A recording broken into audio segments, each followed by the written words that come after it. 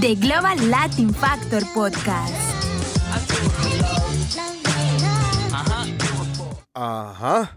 Welcome to another episode of the Global Latin Factor Podcast, where we talk about Latino everything. That's right, your place where you can find Latino content, whether it's Latinos, entrepreneurs, musicians, food, genre, music, dances, you name it, you'll find it there. Make sure you subscribe to the YouTube.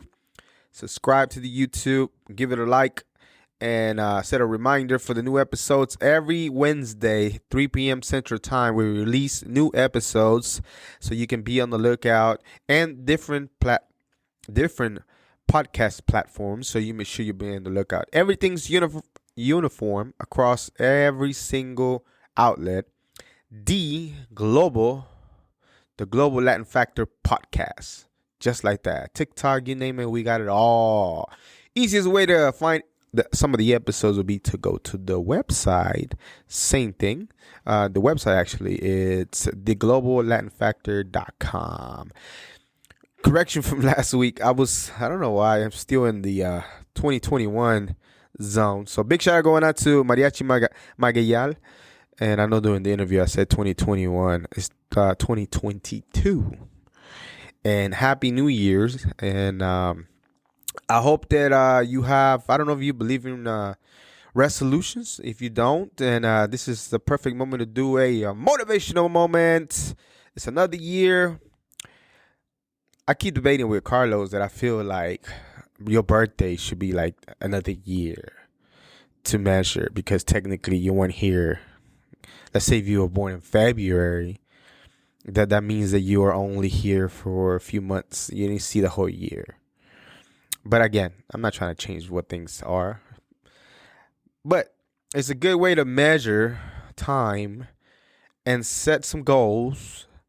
And if you don't believe in resolution, just write a few things down that you want to improve as a person, and help you with that measurement from one year to the other to see how well can you get. It's we're not perfect. We're not perfect. Nobody is. But at the same time, our bodies are perfect. Our bodies are 100% perfect as far as the way that it functions, the way that it is. As far as our persons, we're not perfect, right? But imagine if you were to reach for perfection every day, then you'll be in a better place the next day. So there you have it. Okay, today we're moving on to our topic for today. We have música de guardia, amargue, or AKA bachata. Bachata. And what is bachata, you ask? Well, a lot of you already seen, there's a few videos out there about what bachata is. We wanted to give it the global Latin factor twist. Bachata is a genre of Latin American music originated from Dominican Republic in the first half of the 20th century. It's a fusion of Southwest European influence, mainly Spanish guitar music, and also some Taíno. Taíno, if you don't know what that is, that's indigenous people that were in the islands of the Dominican before the Europeans got here. They're Taíno, indigenous individuals that were there before people got there. There's also a little bit of sub-Saharan African music elements represented in there.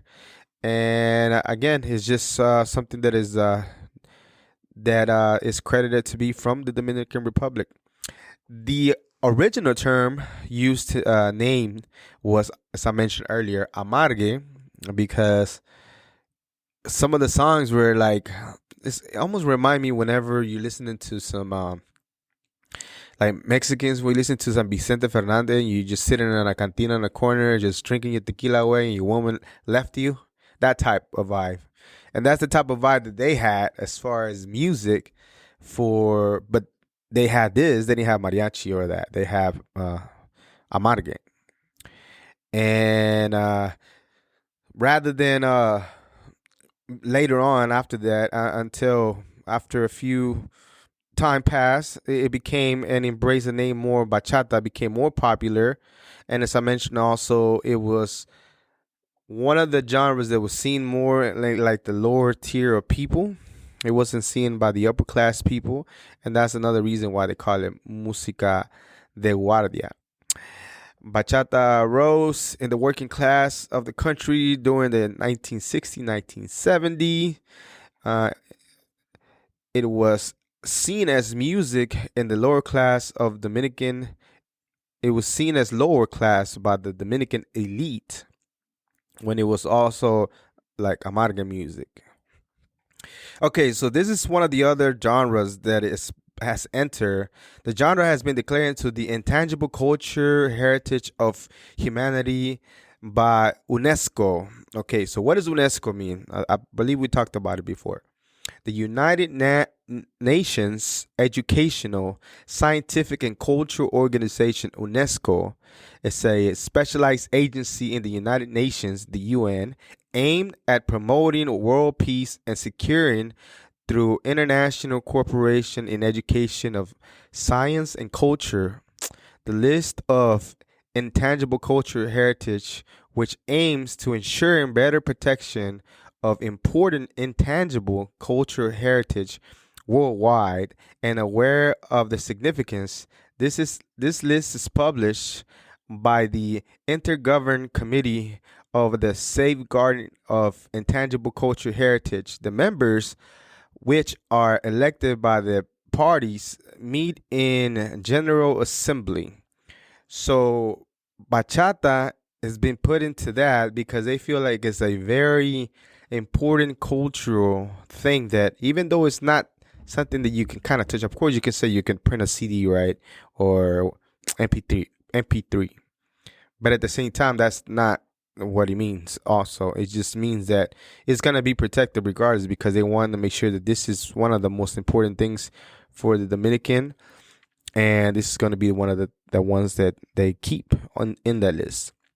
The earliest bachata originated in the countryside of Dominican Republic in the first half of the 20th century. Jose Manuel Calderon recorded the first bachata song, Borracho de Amor, in 1962. So Borracho de Amor was the very first song that was recorded. And what I was seeing from him is that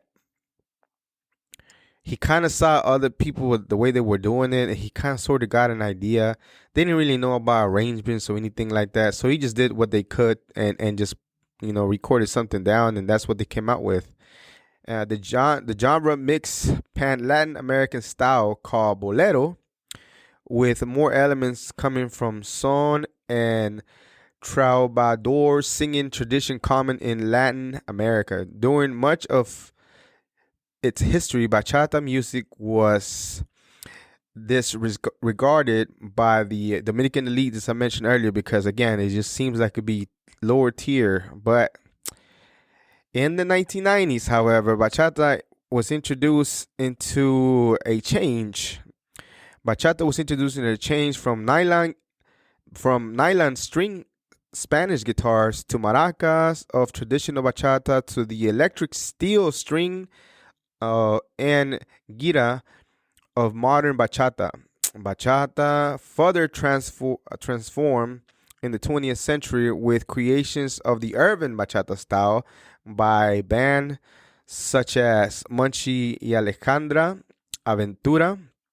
Of course, some of this might sound familiar to you now. The new modern style bachata became an international phenomenon. Today, bachata is one of the most popular styles of Latin music.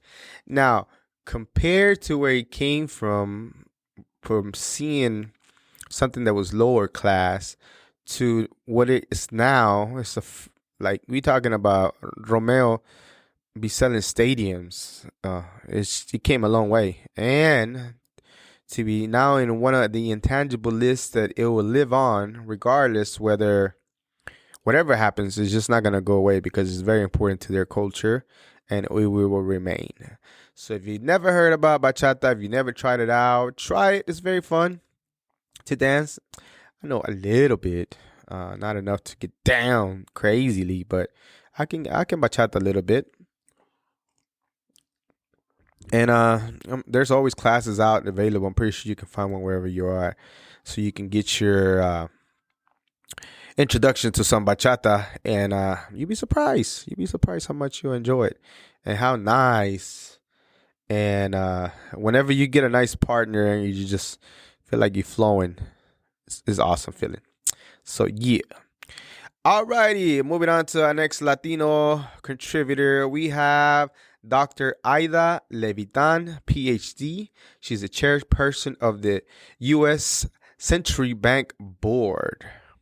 Yes, Aida T. Levitan, Ph.D., is nationally recognized for her contribution in the Hispanic advertising and public relations industry, as well as for her cultural philanthropy, Bachelor's of Arts from the University of Miami, and Ph.D.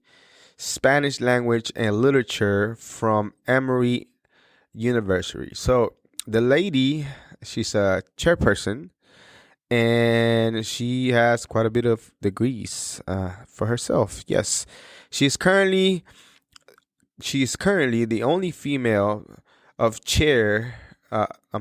She is currently the only female of chair bank board in Miami-Dade, and possibly the only Cuban American female bank chair in the U.S. So she is a Cuban American.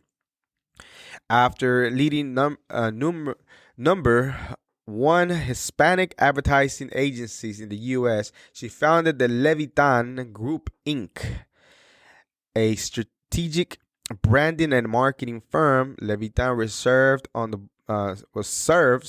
the board of Miami Spanish Cultural Center and National Friends of American Latino Museum.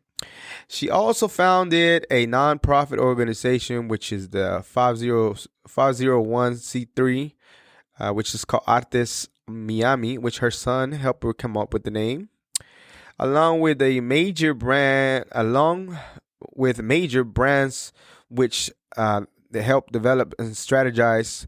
Some of the brands that she worked and helped strategize, is Nestle, Coca-Cola, U.S., Coors, Bell South, the Florida Lottery, Chivas Regal, Absolute Vodka, and TJX companies. Yeah, so she has an extensive, like a long list of companies that everybody knows just about, that she's been part of and working for a long time. Her cultural philanthropy activities include her pro bono work, that means free, to produce in 1992-1993 Andy Garcia concert series, for which her agency won the PRSA Multicultural Excellence Award.